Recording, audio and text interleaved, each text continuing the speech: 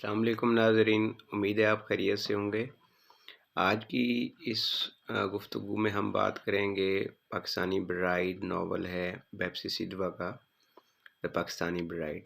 उसकी थोड़ा सा समरी के हवाले से देखें कि समरी से मुराद जो मेजर प्लॉट लाइन है और उसके थीम्स हैं और जो वो मॉडर्न फिक्शन टेक्स्ट है उसके ऊपर कितनी पूरी उतरती है उसके हवाले से बात करेंगे। मेरे एक लिसनर हैं, उन्होंने नाम तो नहीं लिखा, ABDOLH लिखा हुआ था, तो उन्होंने मुझे कहा कि आप इस टेक्स्ट को ज़रा एक्सप्लेन करें, तो उस हवाले से हम बात करेंगे। बेप्सी सिद्धवा का जो मुख्तसर बेप्सी सिद्धवा का तारुफ जो है, she is Pakistani American fiction writer. She was born in India pre-partition and later on she moved to America। मतलब उसकी जो नेशनैलिटी है वो पाकिस्तानी भी है। she married to a Pakistani man as well. पहले उसकी शादी जो है वो इंडिया के एक बिजनेसमैन के साथ हुई, that was at the age of 19, लेकिन later on it was not successful और she got divorced and later on she married to Nausherwan, a Pakistani businessman, and she had 3 kids.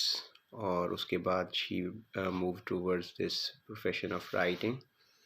तो ये उसकी बायोग्राफी है। मतलब बेप्सी सिद्धवा के तमाम नॉवेल्स हैं, जो अमेरिकन ब्रैट हो गया, आइस कैंडी मैन हो गया, वाटर हो गया, क्रोइटर्स हो गया, तो ये सारे जो है ना बहुत ही अच्छे हैं और she represents the women stance. अब हम बात करते हैं इसके हवाले से, पाकिस्तानी ब्राइड के हवाले से, कि इसकी स्टोरी क्या है। बेसिकली जो बेप्सी सिद्धवा का स्टांस है वो वुमेन डिपिक्शन है और वुमेन इन द सोसाइटी है। Women in the Pakistani society में उसका मेजर स्टांस लाइज करता है। ये बड़ी मूविंग स्टोरी है पाकिस्तानी ब्राइड की ना। It might be the story of every bride as well। इसे हम पर्टिकुलर से जर्नलाइज भी करेंगे। तो ये बुक जो है 3 हिस्सों में डिवाइडेड है। पहले सेक्शन में जो इसके पहले मैं ये हम देख लेते हैं कि जो मेजर करैक्टर्स हैं वो कौन कौन से हैं। तो उनमें जो सेंट्रल करैक्टर है वो एक तो जैतून का है,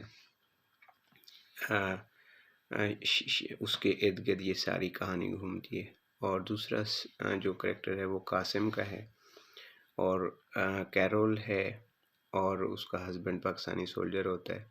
तो ये मेजर करैक्टर्स हैं। जो वेरी सेंट्रल करैक्टर्स हैं जिनकी कहानी मतलब वो जैतून की है और कासिम की है। कासिम जो था वो 10 साल का बच्चा होता है जब हम नावल में उसे मिलते हैं। यानी पहले सेक्शन में हमारी मुलाकात कासिम से होती है, दूसरे सेक्शन में हमारी मुलाकात जो है वो जैतून से होती है, और तीसरे सेक्शन में मतलब उसकी जो मैरिड स्टेटस होता है जैतून का, और जिस तरह वो शादी गुजार रही होती है, शादी की ज़िंदगी गुजार रही होती है, उसके बारे में बहस करती है। तो पहले सेक्शन में कासिम से जब हम मिलते हैं तो वो 10 साल का बच्चा होता है और वो कोहिस्तान यानी ये जो पाकिस्तान के शुमाली इलाका जात हैं वहाँ पे रह रहा होता है, और उसका बाप जो है उसे 10 साल में भी गन पकड़वा देता है। और गन इसलिए पकड़वा देता है कि तुमने बाद में शादी करनी है बड़े होकर ना। अगर आपने वो फिल्म देखी हो, पाकिस्तानी फ़िल्म है खुदा के लिए ना, तो उसमें भी वो एक मतलब ना लड़का होता है, उसे ले आते हैं, तो वो बेसिकली जिहाद पे नहीं जाता ना, यानी जब वो जाता है तो देखता है भाई आगे वाला भी मुसलमान है, तो वो वापस आ जाता है ना। तो वो जो दूसरा जिहादी होता है वो उस बच्चे को जो है ना ले आता है अपने पास ना, अपने बड़े मशरान के पास ना। तो वो ड्रम में खड़ा होता नहा रहा होता है ना, तो वो बड़े इंटरेस्टिंगली कहता है इसको वो ला दो, गुलैल शुलैल ला दो उसकी। फिर एक ज़बरदस्ती मैरिज भी करते हैं, तो वो अपनी बीवी के करीब नहीं जाता ना। तो वो कहता है कि ये ज़्यादती है क्योंकि मतलब ना उसकी कंसेंट नहीं है और ये फोर्स्ड मैरिज है, तो डेफिनेटली मतलब वो इस तो वो उसे कहता है कि इसको गुलैल शुलैल ला दो ताकि इसका मर्दानगी का सफ़र तो शुरू हो। यानी वहाँ पे यानी मैन को एक टेरराइज्ड पिक्चर रिप्रेजेंट किया जाता है। अब मेरे पास एक्चुअली मैं यहाँ पे एक वजाहत करता जाऊँ कि मैं बहादुर कैंपस में लेक्चरर हूँ, मेरे सिर्फ यहाँ पे स्टूडेंट्स सिर्फ यहीं बहादुर कैंपस के नहीं हैं, वे दिस यूट्यूब मेरे साथ कराची के लोग भी हैं, मेरे पास सवात के लोग भी हैं। तो लेकिन मैं एक वजाहत करता जाऊँ कि ये अगरचा कहीं मतलब हम कहते हैं कि जी मर्द मर्द होता है, भाई मर्द मर्द होता है, मर्द बहादुर होता है, लेकिन असलह जो है या मतलब उसकी उसकी अगर बहादुरी सिर्फ with the trigger of weapons है तो दैट माइट नॉट बी। अच्छा, दूसरे में मैंने बहुत सारे इलाके मैंने भी देखे हैं जो पहाड़ी इलाके हैं, तो बहरहाल वहाँ पे ख़ातून की भी और मर्द की भी दोनों की ज़िंदगी जो है वो किसी हवाले से अभी बैकड्रॉप्स में रह रही है। मतलब मज़दूरी की बात अगर आप करें कि भाई मज़दूर की ज़िंदगी मज़दूरी जो है वो 500 रुपये है, तो पहाड़ी इलाके में जो बंदा मतलब पत्थर को काटता है उसको भी अगर आप 700 दें 500 दें और वो सारा दिन पत्थर काटे तो उसके लिए बड़ी मुश्किल लाइफ है। तो जो पहाड़ी इलाके की ज़िंदगी है, चाहे वो मेल की हो या फीमेल की हो, वो बहरहाल बहुत मुश्किल है। उसके ऊपर ये एट्रोसिटीज़ के जंग लड़नी है आपने, आपके पास वेपन्स हैं और दुश्मनी, मतलब हम 21st सेंचुरी में रह रहे हैं, 21वीं सदी में, जहाँ हमारी मॉडर्निटी के हमारे क्लेम्स होते हैं कि जी हमारे पास इंटरनेट टेक्नोलॉजी है व्हाट्सएवर। उसी ज़माने में आज भी हमारे इन इलाकों में ट्राइबल एरियाज़ में अभी भी वुमेन जो है शी इज़ सोल्ड, वुमेन की जो है ट्रांजैक्शन हम बात करें, women is considered a more some sort of an object of transaction जो है वो मनी की होती है या इनएनिमेट चीज़ों की होती है, एक ट्रक के ऊपर लाद कर आप एक जगह से दूसरी जगह शिफ्ट कर देते हैं। तो उसका बाप जो है, कासिम का बाप, उसको गन देता है कि ये तुम पकड़ो, कल को तुमने शादी भी तो करनी है, अगर तुम गन नहीं चला सकते तो you might not be able to get a married. तो उसके बाद जो है कासिम का जो बाप होता है उसने कर्ज़ा किसी को दिया होता है तो वो अपना कर्ज़ा वापस अदा नहीं कर सकता, तो वो कहते हैं कि मैं कर्ज़ा ना अदा करने के बिना पर अपनी बेटी यानी आपको दे दूँगा। तो वो खातून आती है, वो लेटर ऑन कासिम के साथ उसकी शादी होती है, कासिम बच्चा होता है उस वक्त ना, तो वो उसके ऊपर हंसती है, वो बड़ी एज की भी बड़ी होती है, यानी अनमैच्ड मैरिज का जो कॉन्सेप्ट है वो वाला। और अब मतलब आप भी सोचें कि किस तरह एक मतलब कर्ज ना देने के अगेंस्ट जो है वो वुमेन दे देता है। दैट्स मतलब इससे बड़ा मतलब कोई हॉरिफाइंग इमेज नहीं हो सकता। तो उसके बाद ना 16 साल की उम्र में कासिम को उससे औलाद होती है, लेकिन वो सारे बच्चे जो है वो स्मॉल पॉक्स की वजह से लेटर ऑन प्लेग में मारे जाते हैं।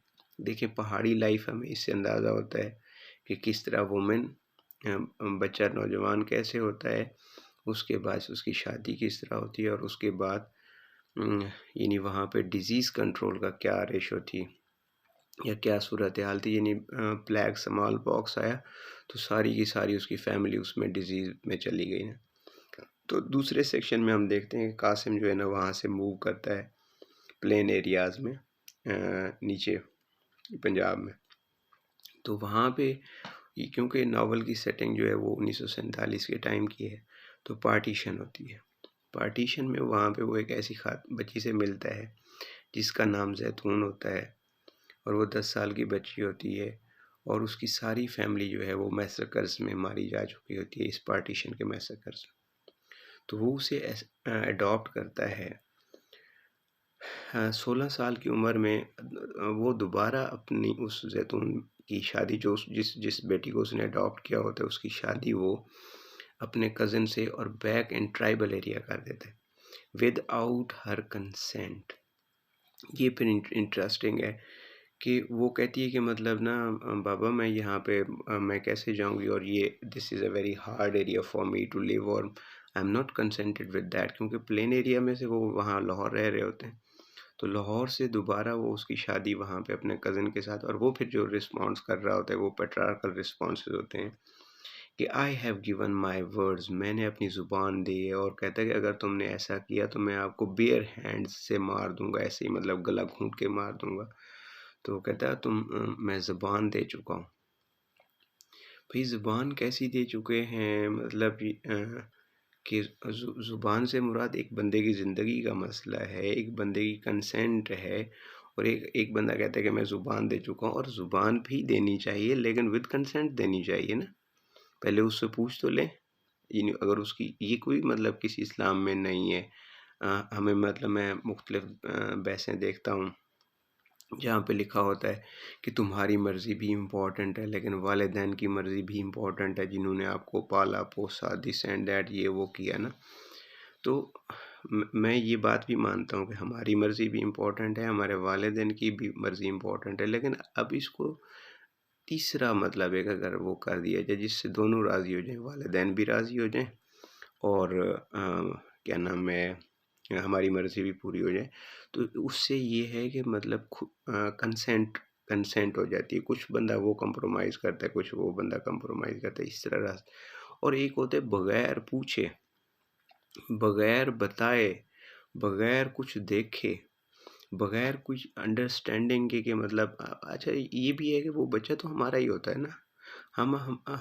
हमें उसकी ज़िंदगी के बारे में सोचना चाहिए कि जहाँ पे मैं ज़ुबान दे रहा हूँ वो जगह कैसी है, कल को ये कैसे गुजारेगा। लेकिन जब हम वुमेन को इस लेवल पर देखते हैं कि मतलब without looking the future of that women और child, we are going to throng that child into a dark trends, तो मतलब एनिमल्स से भी ज़्यादा, और इससे एक तो हमारी इंसानियत के ऊपर भी एक सवालिया निशान आता है कि हम कितने ह्यूमंस हैं। और दूसरा ये है कि हमारी अपने बच्चों के साथ सिंसेरिटी का भी मतलब एक क्वेश्चन मार्क आता है कि हम कितने सिंसेर हैं। बहरहाल इन्हीं सारे तनाजुर में वो जैतून की शादी अपने कज़न के साथ कर देते हैं। वो वहाँ नहीं रहना चाहती लेकिन she was bound to live that, और लेटर ऑन मतलब तीसरे सेक्शन में हमें पता चलता है कि वो वहाँ से भाग जाती है आर्मी कैंप में, मतलब उसको बचा लिया जाता है। लेकिन जब वो आर्मी कैंप में पहुँचती है शी वॉज मैड, और इस दौरान वो कई दफ़ा रेप होती है, टार्चर होती है, और ultimately she is rescued by the army camp, लेकिन तब तक वो बेहोश होती है। ये नावल की एक कहानी। दूसरी जो इसके साथ है कैरोल की कहानी है, तो वो एक पाकिस्तानी सोल्जर के साथ शादी करती है, और वो भी चैरिशिंग होती है कि पाकिस्तानी सोल्जर्स जो हैं वो ऐसे होते हैं वैसे होते हैं फ़लाँ, मतलब तो वो अमेरिकन ख़ातून होती है कैरोल। तो वो पाकिस्तान में आती है, तो वहाँ पे जिस तरह वो ट्रीट करता है वो फ़ौजी, पाकिस्तानी फ़ौजी उसको, तो that was very डिह्यूमनाइजिंग one. So disillusioned from the Romantics and romanticism, वो वापस अमेरिका चली जाती है और वो इसे छोड़ देती है। तो इसमें अब दो कहानियाँ पैरेलल, मतलब कैरोल की कहानी अमेरिकन ख़ातून थी जिसने पाकिस्तानी के साथ शादी की, और दूसरी जैतून, और इसके ये मेजरली प्लॉट हैं, बाकी छोटे छोटे करेक्टर्स हैं वो वैसे चलते रहते हैं। तो ये वो करेक्टर्स हैं जो कि फ़ीमेल की रिस्पेक्ट नहीं करना जानते। दो यानी मेल डोमिनेंट सोसाइटी, हमारी पाकिस्तानी जो है सोसाइटी वो मेल डोमिनेंट है। तो अभी हम इसके थीम्स देख लेते हैं कि इस नावल के मेजर थीम्स क्या हैं। एक तो पहला तो ये है कि पार्टीशन, उससे भी पहले मतलब हमारी जो माउंटेन एरियाज़ की लाइफ है, पेट्रार्कल सोसाइटी है, उसके ऊपर male dominant society, Pakistani society. दूसरा थीम इसका the place of women in Pakistani context, situation में वुमेन को क्या किया जाता है, as an object of commodity समझा जाता है, एन ऑब्जेक्ट ऑफ ट्रांजैक्शन समझा जाता है, एन ऑब्जेक्ट ऑफ ह्यूमिलिएशन समझा जाता है, N object of without will समझा जाता है। तो किस तरह मतलब ना, और इवन अनमैच्ड मैरिज भी इस नावल का एक थीम है ना, तो और अनमिसमैच मैरिजेस, जैसे कि कासिम और उसकी मिसेज जो कि कर्ज में आती है, कर्ज ना अदा करने के बदले में आती है, और she was elder in the age as well. तो मैरिज कॉन्सेप्ट हो गया, पार्टीशन कॉन्सेप्ट हो गया, वुमेन्स पोजीशन हो गई, टार्चर हो गया, वायलेंस हो गया, ट्रॉमा हो गया। दूसरा ये रीसेंट ट्रॉमा जो है वो रीसेंट टर्म है। ट्रॉमा कहते हैं कि when you are consistently in the condition of pain and torture. अब जैतून को अगर हम करेक्टर के तौर पर लें तो उसकी ज़िंदगी तो बचपन में, मतलब वो 10 साल की थी, 10 साल में पार्टीशन की वजह से उसके वालिदैन मारे गए और वो वहाँ से एक कासिम के साथ, मतलब कासिम के पास आ गई जिसके पास कोई और सहारा नहीं था। वहाँ से मतलब वो फिर लाहौर में लाइफ गुजारती है 6 साल। उसके बाद she is get to married. By the end of the novel until she is mad, तो वो मतलब मुसलसल सफरिंग्स में गुजारती है। उसके बाद कासिम को अगर देखा जाए कि 16 साल से, मतलब वो वहाँ से मूव करता हुआ, डिस्प्लेसमेंट का जो कॉन्सेप्ट है। चौथा इसका थीम जो है वो डिस्प्लेसमेंट है, यानी सारे करेक्टर्स जो हैं वो डिस्प्लेस्ड हैं फ्रॉम देयर ओरिजिन्स ना। जैतून भी डिसओरिजिनेटेड हो गई, कासिम भी डिसओरिजिनेटेड हो गया, कैरोल भी डिसओरिजिनेटेड हो गई। डिसओरिजिनेटेड डिस्प्लेस्ड कहते हैं कि जो अपनी, जिनकी अपनी कोई जगह ना हो ना, किसी सेंटर पे फिक्स ना हो, तो उनको डिस्प्लेस्ड पीपल कहते हैं। उसके बाद वुमेन का हो गया, ट्रॉमा हो गया, मैरिज हो गया। तो ये इसके मेजर थीम्स हैं। और ये नावल जो है बेसिकली जो पाकिस्तानी कॉन्टेक्स्ट है उसमें फ़ीमेल की पोजीशन के हवाले से, एजुकेशन के हवाले से उसको उसके साथ पेश करता है। तो फर्दर अगर आपका कोई क्वेश्चन हो तो आप मुझसे कमेंट बॉक्स में जाकर पूछ सकते हैं। I would be readily available to answer the questions.